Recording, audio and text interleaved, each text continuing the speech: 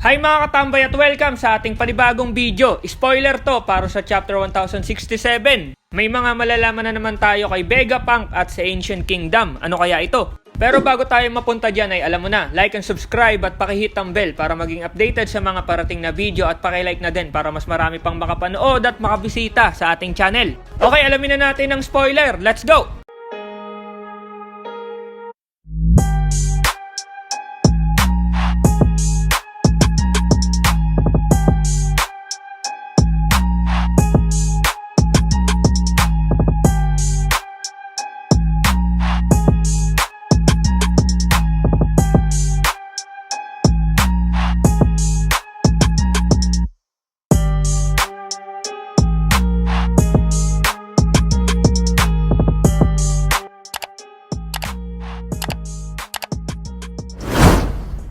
Ang title nga ng chapter ay Punk's Record. Malalaman na kaya natin yung mga natuklasan ni Vegapunk sa Elbap at ang tungkol sa Ancient Kingdom.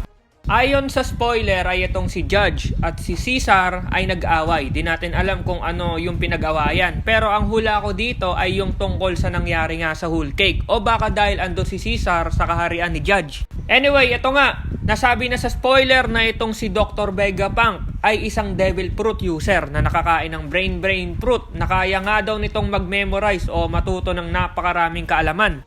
Wala nga daw katapusan o walang limit yung utak nitong si Vegapunk. Kaya pala napakatalino nito, napakahilig nitong mag-aral at mag-research ng kung ano-ano.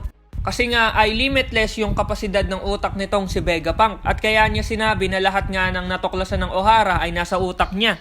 At siguro siya ang sagot para malaman ng mga bida natin ang nangyari talaga sa Ancient Kingdom. Yung title nga daw ng chapter ay tumutukoy doon sa upper section ng Egghead. Doon sa loob ng itlog nga daw ay sinabi na ito nga daw yung utak ni Vegapunk. Yung ancient robot na nakita nila Luffy ay nasabi na ginawa nga nung Void Century at pagkatapos nga daw nun, noong 200 years ago nga daw, itong robot na ito ay sumugod nga daw doon at inatake yung world government. Kaya pala na kay Vegapunk yung robot na yon kasi inatake pala nito yung world government at nang matalo, tinambak nila doon sa isla at pinaubaya kay Vegapunk.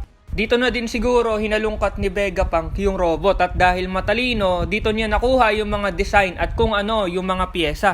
Siguro yung robot na yon nakaprogram na labanan pa din talaga yung mga kaaway nila. Kaya nung nagising ay sumugod ito. Anyway, yung CP0 ay nasa Egghead Island na. At sinasabi na isusoli nga daw nila yung Seraphim Nakuma. Pero hindi nga daw sila makapasok kasi nga parang may ginawa si Vegapunk para nga di makapasok itong mga CP0. Kasi siguro pag nasa gate sila, nag-access denied. Panigurado na naghanda talaga si Vegapunk kasi nga alam niya na plano na siyang ipatapos sa mga CP0 kaya pinablock niya yung mga CP0 doon sa isla. Matalino talaga. At syempre, andito na yung CP0, magkakaroon kaya ng rematch si Rob Lucci at si Luffy. At kakayanin pa kaya ni Lucci si Luffy kasi panigurado na magkakasulubong itong dalawang to pag nakapasok na itong si Lucci sa Egghead Island. Abangan natin yan. At sa huling page nga ng chapter ay itong si Kuma na andun nga sa Kamabaka Kingdom ay bigla na lang daw tumayo at tumakbo kung san.